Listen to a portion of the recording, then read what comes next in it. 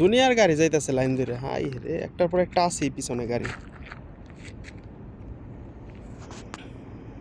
আমাদের ক্যাম্পের সামনে দিয়ে শত শত গাড়ি চলে যাচ্ছে লাইন ধরে, কারণ একটার পর একটা আসছেই গাড়ি শুধু। কত গাড়ি, সব গাড়ির লাইটের শুধু হেডলাইট দেখা যাচ্ছে। কি ব্যস্ততম সড়ক।